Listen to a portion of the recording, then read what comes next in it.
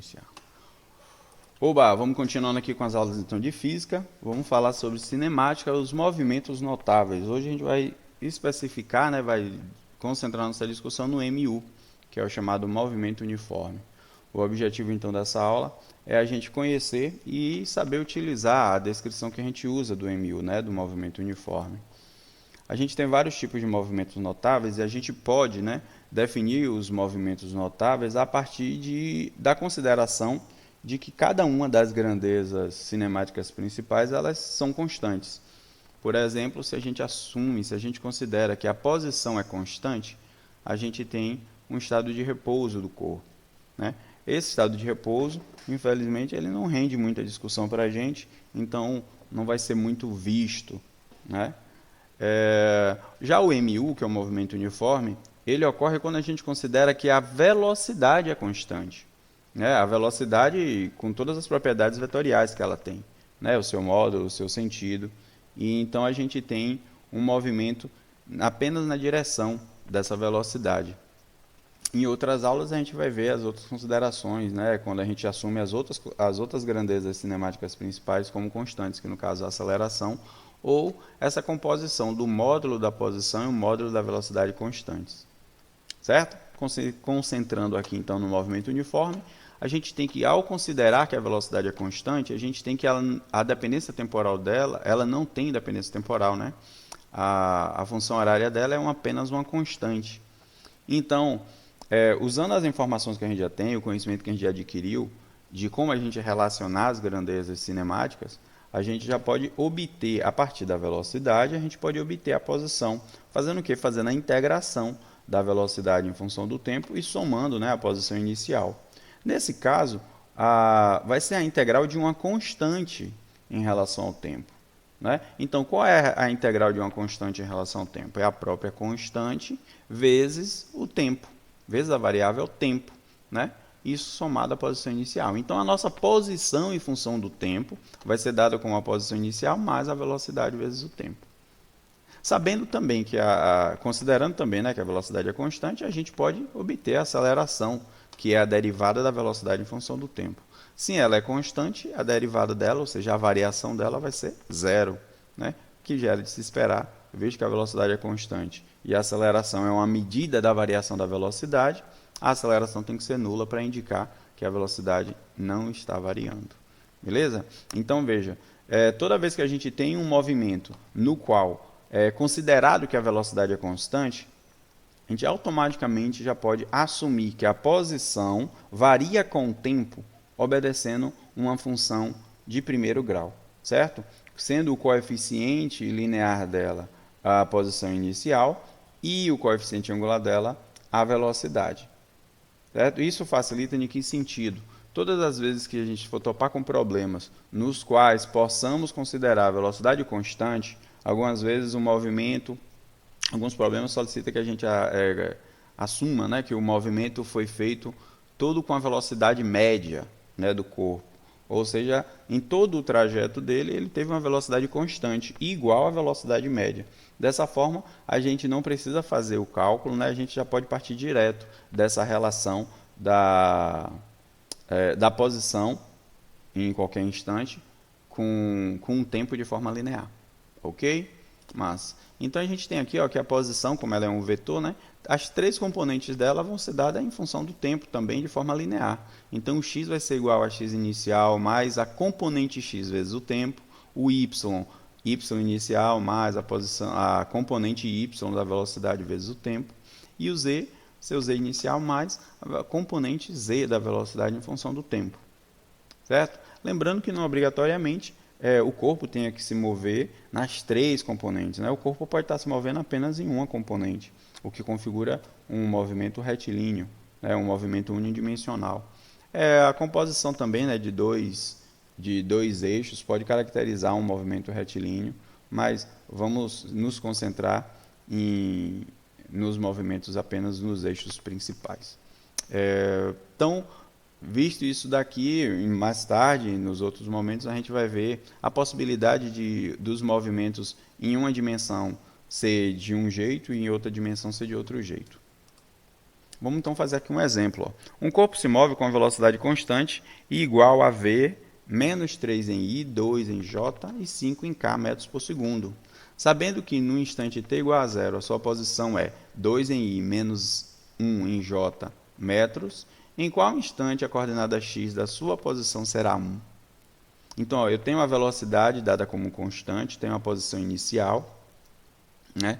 Veja que ele não deu a velocidade em função do tempo diretamente, né? Não foi dada assim, né? Mas quando ele diz que a velocidade é constante, a gente já sabe que essa velocidade é a velocidade em todo o percurso. Significa então que essa daqui é a nossa velocidade, é a função horária da velocidade, mas é uma função constante, né?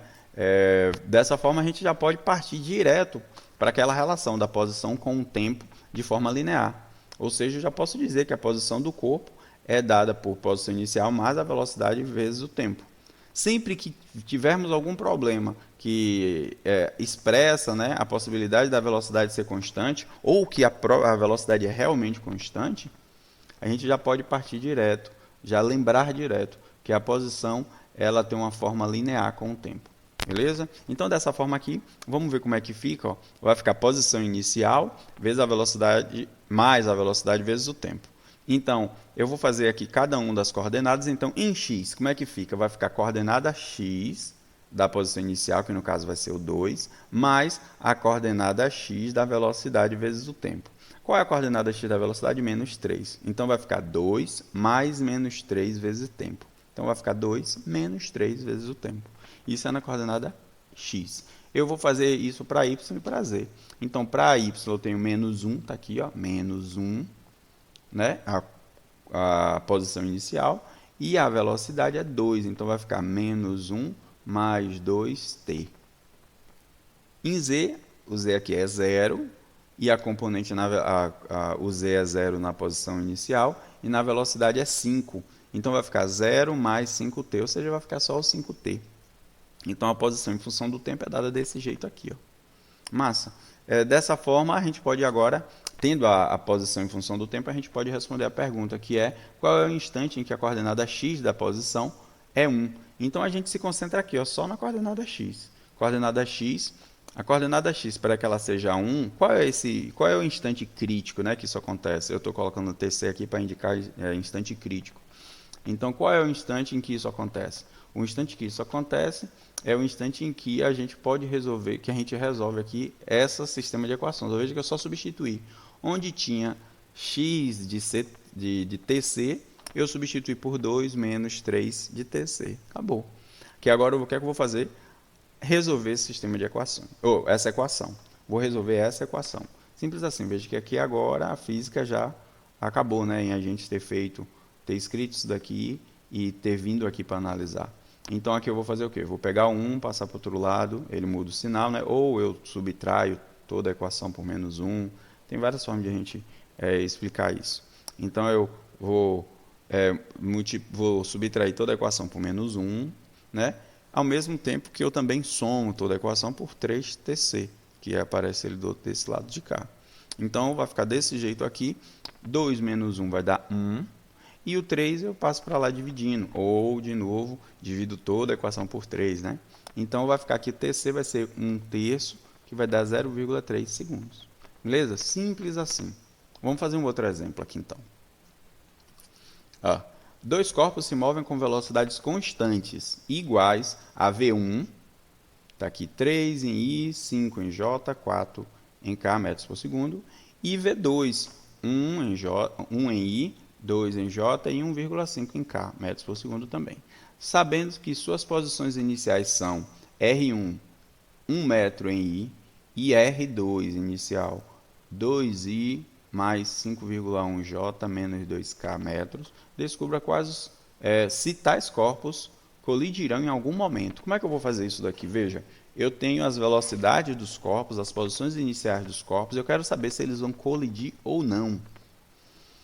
Uma forma de a gente fazer isso primeiro, o que é que define, né, que os corpos colidiram? É quando eles ficam na mesma posição, quando eles têm a mesma posição. Então, eu vou descobrir a posição, a função, né, horária da posição para cada um dos corpos, e depois eu vou igualar essas duas, para ver se existe algum instante em que essas posições são iguais. Pronto? Então vamos lá. Primeira coisa é escrever então a posição em função do tempo. Se as velocidades são constantes, a gente já sabe, ó. Vai ser o quê? Posição inicial mais a velocidade vezes o tempo. Então aqui eu já posso fazer, ó, tanto em x quanto em y. Como é que eu vou fazer? Posição inicial, cadê a posição inicial? Eu vou fazer primeiro a posição em 1, né? Então a posição inicial vai ser 1, mais a velocidade vezes o tempo, ou seja, 1 mais 3t, está aqui, ó, em i. Em j, em y e em k, veja que é zero, né? A posição inicial aqui do corpo 1. Então só vai ficar o que? As componentes da velocidade vezes o tempo. Então vai ficar 5t e aqui vai ficar 4t.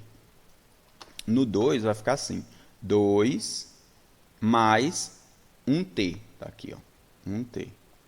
5,1 mais 2t, tá aqui, ó. Menos 2 mais 1,5t, tá aqui também. Prontinho. Então, a gente quer saber o quê? A gente quer saber se tais corpos colidem. Então, a gente vai fazer o quê? Igualar as posições, né? E saber se existe esse tempo crítico, se existe esse instante em que isso aqui acontece. Lembrando que, como isso aqui são vetores, só existe colisão, certo? Só existe colisão, sim, tanto a coordenada x foi igual, tanto a coordenada y foi igual, tanto a coordenada z foi igual. Então, só os dois corpos eles só vão colidir se um instante em que x1 foi igual a x2 for o mesmo instante em que y1 foi igual a y2. E ser o mesmo instante também que z1 igual a z2. Beleza? Então, os corpos eles só estão na mesma posição, eles só colidem, né, quando eles estão na mesma posição no mesmo instante. E a mesma posição ela é caracterizada por x, y e z. Beleza? Então, a gente tem que chegar e fazer, ó, cada uma dessas equações para a gente chegar e saber se eles colidiram ou não. Então, vamos lá. As posições estão aqui e a gente tem x tem que ser igual a x. Então, ó, 1 mais 3t tem que ser igual a 2 mais 1t. Então, ó, 1 mais 3t é igual a 2 mais 1t.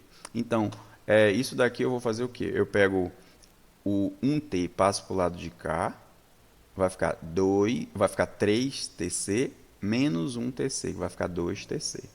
E esse 1 eu passo para o lado de cá negativo, então vai ficar 2 menos 1, vai ficar assim. 2tc igual a 1.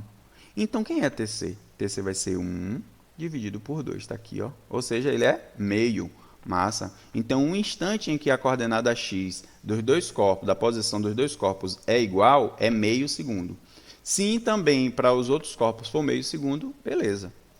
Né? Ou para as outras componentes, né? Também for meio segundo, beleza. No y aqui a gente tem o quê? Que 5t tem que ser igual a 5,1 mais 2t. Então, ó, 5t é igual a 5,1 mais 2t. Então, de novo, passo esse para cá, vai ficar 5 menos 2, vai ficar 3t, igual a 5,1. Então, TC vai ser 5,1 dividido por 3. 5,1 dividido por 3 é 1,7 segundos. Já mostrou para a gente, né, que a posição em x e a posição em y, elas são iguais em instantes diferentes. Então, esses corpos não vão colidir. Nem precisa fazer o z, certo? Mas, de qualquer jeito, eu vou fazer o z só para mostrar, né, como a gente obtém um instante em que o z seria igual.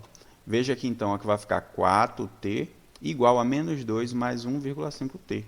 Então, esses dois sendo iguais, vai ficar aqui, ó, 4tc igual a menos 2 mais 1,5tc.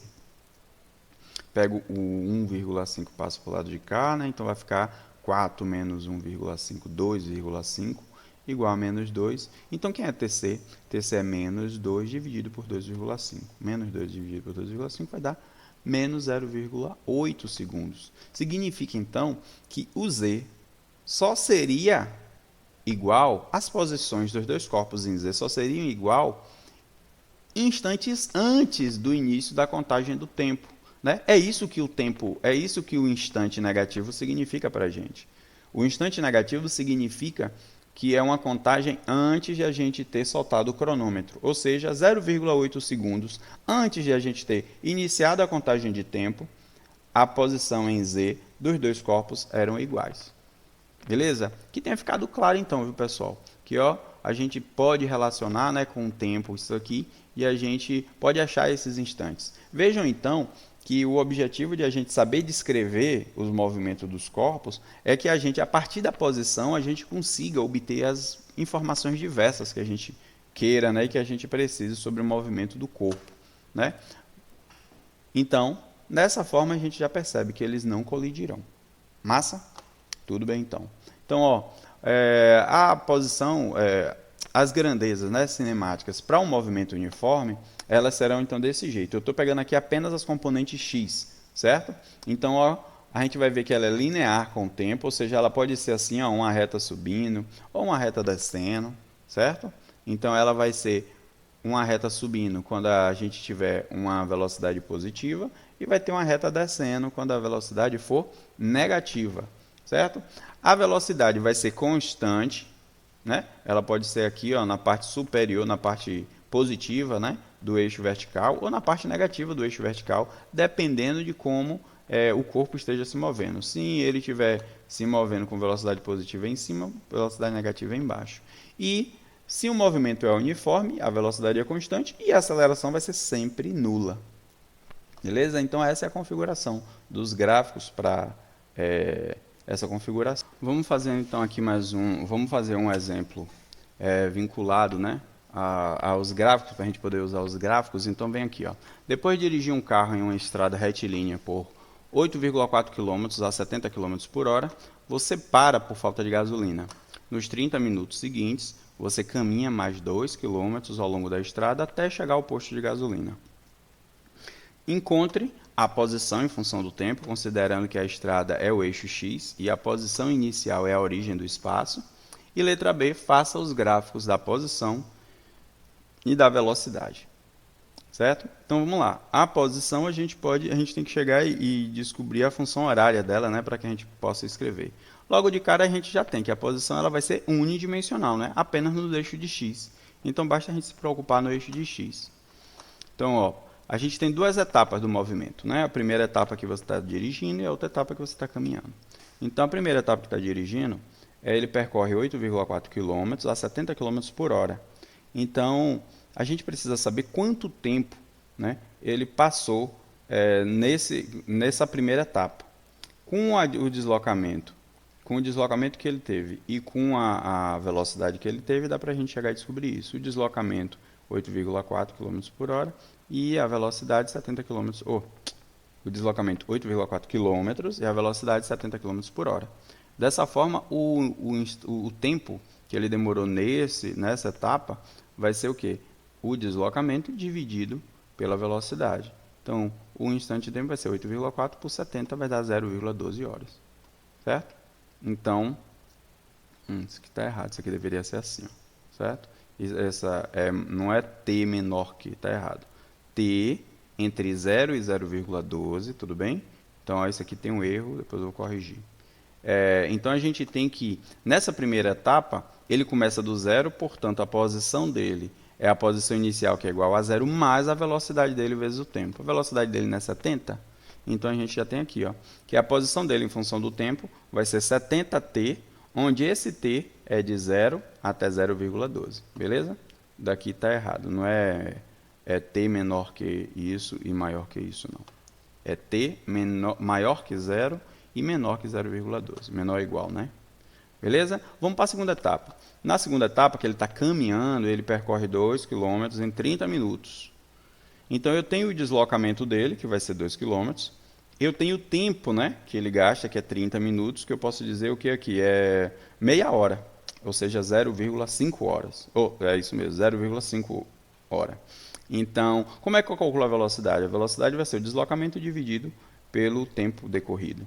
Então, a velocidade vai ser 2, que é o deslocamento, dividido por 0,5, que é o tempo decorrido, mas aqui já convertido em horas. Então, vai ficar 2 dividido por 0,5, vai dar 4 km por hora. Então, a gente tem que, no deslocamento 2 km, a velocidade foi 4 km por hora. E em que intervalo de tempo isso aconteceu? Foi no intervalo de tempo de 0,12, né? Porque nos primeiros 0,12 horas ele já estava aqui. Então, vai ser no instante de tempo de 0,12 até 0,62 horas. Ou seja, é 0,12 mais a meia hora, né? Mais 0,5, que vai dar 0,62 horas. Então, como é que eu descrevo a posição dele agora? A posição dele vai ser a posição inicial, que a posição inicial dele nessa etapa é o quê? 8,4. Então, a posição dele inicial é a posição final dessa primeira etapa. Então, a posição inicial dele vai ter 0,4 mais a velocidade dele vezes o tempo. Qual é a velocidade? 4. Isso daqui, essa equação horária, é válida apenas para esse intervalo de tempo aqui, ó. Ou aqui também está errado, ó, gente. Isso aqui é T é maior que 0,12 horas, certo?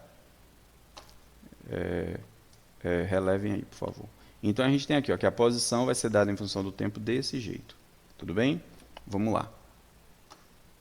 Então, a posição ela vai ter só componente x, né? Então, a posição vai ser x na direção de y, onde a posição é dada em quilômetros, né? Sendo que a posição vai ser 70 vezes t, perdão, 70 vezes t, se o t foi de 0 até 0,12, e 8,4 mais 4t, se t for entre 0,12, veja aqui de novo, está aqui, ó, o maior que seria menor que, né?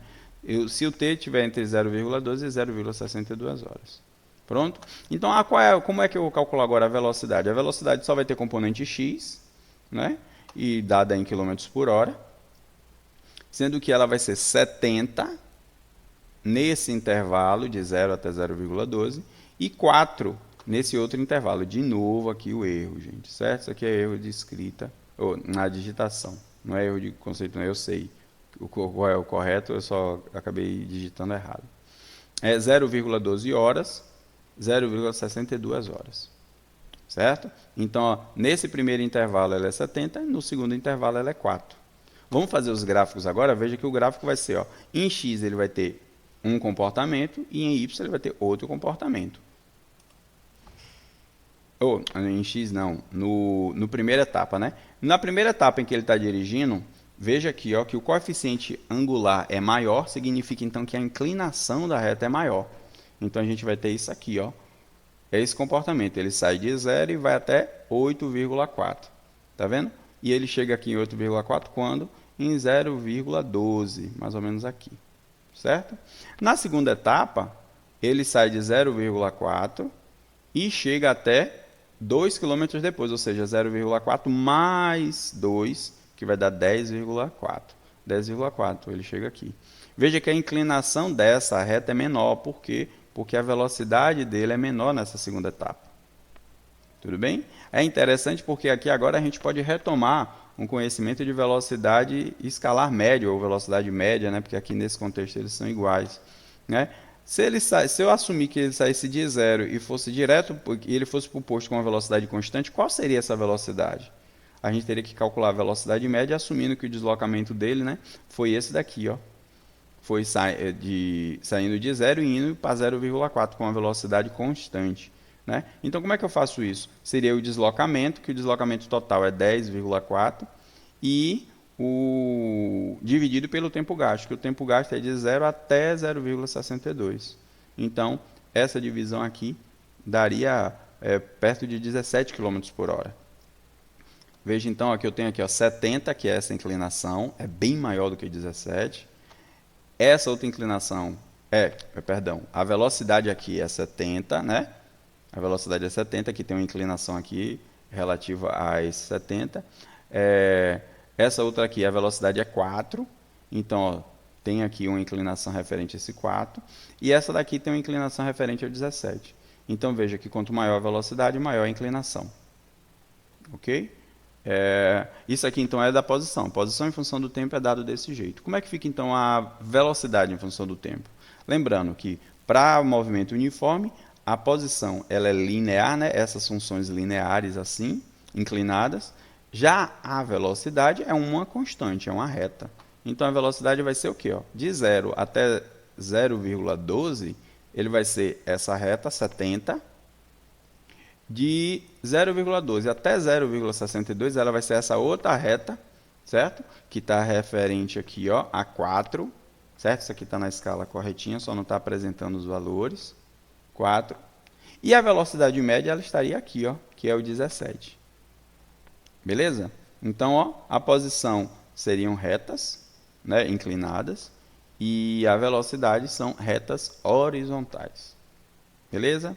Espero que até agora vocês tenham entendido, né, como a gente caracteriza e descreve um movimento uniforme a partir das funções de primeiro grau. Grande abraço, fiquem bem. Bons estudos para todos.